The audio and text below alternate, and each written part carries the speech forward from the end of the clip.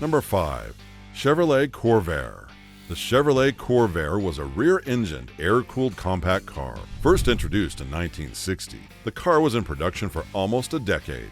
The Corvair came in several forms, from a 4-door sedan, 2-door coupe, convertible, 4-door station wagon, passenger van, commercial van, to even pickup truck. Now, Chevrolet expected that the Corvair could compete with the Volkswagen Beetle. But that seemed implausible because the handling problems with the rear suspension had existed from the very start. The original 1960 Corvair was built with a Chevy Turbo Air 6 140 engine that offered 80 horsepower and 125 pound-feet of torque. 2 years later, the Spider version of the Corvair was launched, and this one could produce 150 horsepower with its turbocharger. The second model was much more stylish and less angular. Later on, Chevy launched other models like the Corvair Corsa and Corvair Monza. However, the writer, Ralph Nader, labeled the vehicle unsafe at any speed. Now, the first-generation Corvair was built with a rear engine and swing axle design. This design was supposed to eliminate the universal joints at the wheel and keep the rear wheels perpendicular to the half shafts. This design can allow rear tires to undergo large camber angles when changed when fast cornering due to side G-forces, which causes a rebounder camber and decreases the tire contact with the road surface. Eventually, this leads to a loss of rear wheel grip and oversteering. With 85 registered lawsuits in just 3 years from 1960 to 1963, the Corvair was one of the most controversial vehicles of that time. And looks like many shared the thought because, in 2017, Haggerty came out with an episode labeled "Will the Corvair Kill You?", in which they openly claimed it was the most controversial car in history. Number 4. 1981 Cadillac V8, 6, and 4. In 1981, Cadillac was an engine built with the V864 formula. This was called runs on 4, 6, and 8 cylinders. As per the power demand, the engine ran on 4, 6, or 8 cylinders. Now, the idea wasn't terrible. It was just that the technology wasn't advanced enough for the idea.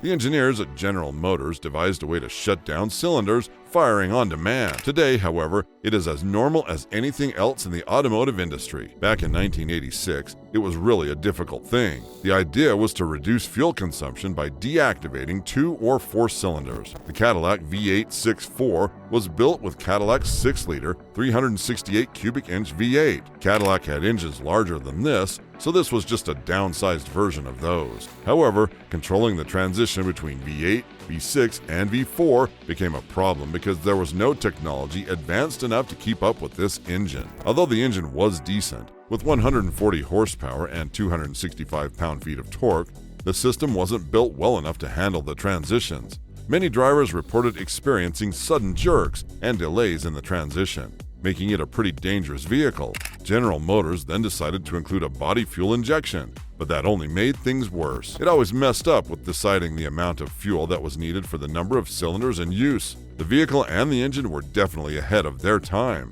and it's unfortunate that the technology couldn't keep up with it. Many car enthusiasts wonder how the market would react if the Cadillac V864 were launched today. Number 3. Chevy SSR. The Chevy Super Sport Roadster was General Motors' pathetic attempt to make a hybrid vehicle. They designed a vehicle with features such as a pickup car, muscle car, and even a convertible. But unfortunately, it couldn't even function well as one of these. First introduced as a concept car, the Chevy SSR received positive reviews. But once the commercial production started, it couldn't meet the expectations. Introduced first in 2000 at the Detroit Auto Show, the vehicle was sent for production. Finally made available to the public in 2003, the pickup truck or roadster with bulging defenders and huge wheels did not catch the attention of the public. As a concept car, it was built with a 5.3-liter V8 engine, but that was later replaced by a 6.0-liter V8 engine from the Silverado. Even a year after the vehicle was made available to the market, Americans remained confused about the vehicle. They had expected from the V8 engine that the car would be a true hot rod pickup, but the engine failed to meet the market's expectations. General Motors did their best to make it a success, from changing the 5.3-liter engine to a 6.0-liter V8 engine, adding 90 horsepower to the initial 300 horsepower, and even improving the design. The results remained the same. While some believe that GM really failed to implement their idea of a hybrid vehicle, Some think that the failure was because of the price. The first SSR was priced at almost $42,000, and the latter started from around $43,000. This high price, when combined with the vehicle's other lackings, made it a massive failure. Number 2. 1962 Buick V6. The Buick V6 engine was developed by General Motors in 1962.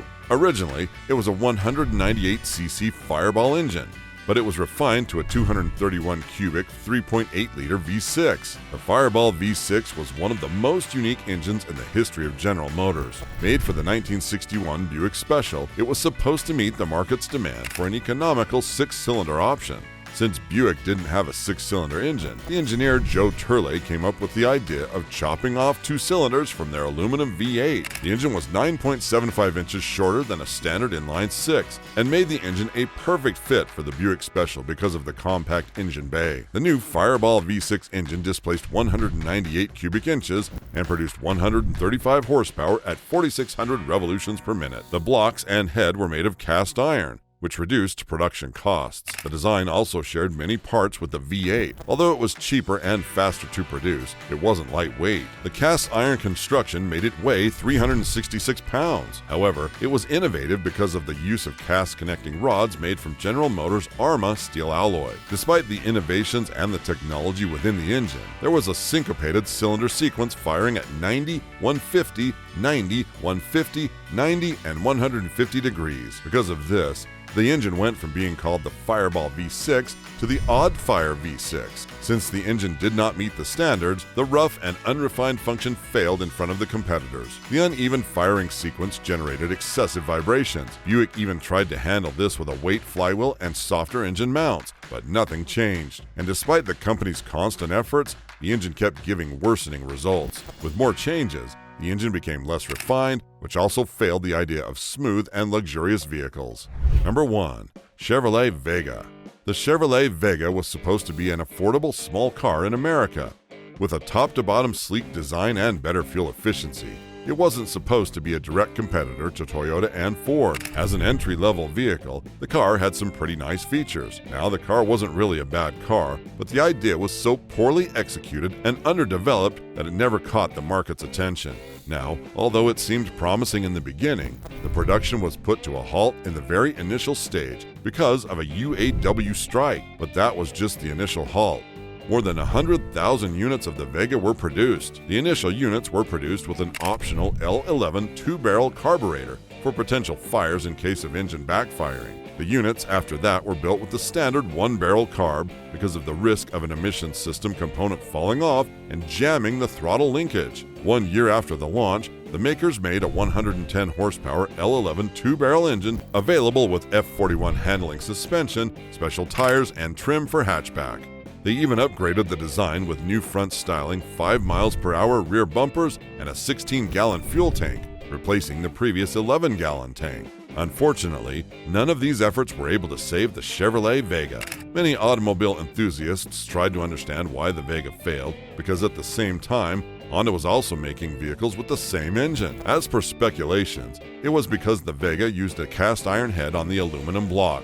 Now, because they used a cast iron head on the aluminum block, it compounded the thermal expansion problems, and the iron head also added extra weight. The engine also had no sleeves. Instead, General Motors used a high silicon alloy for the block, and the cooling system was also pretty inadequate. Poor development really ruined the Chevrolet Vega.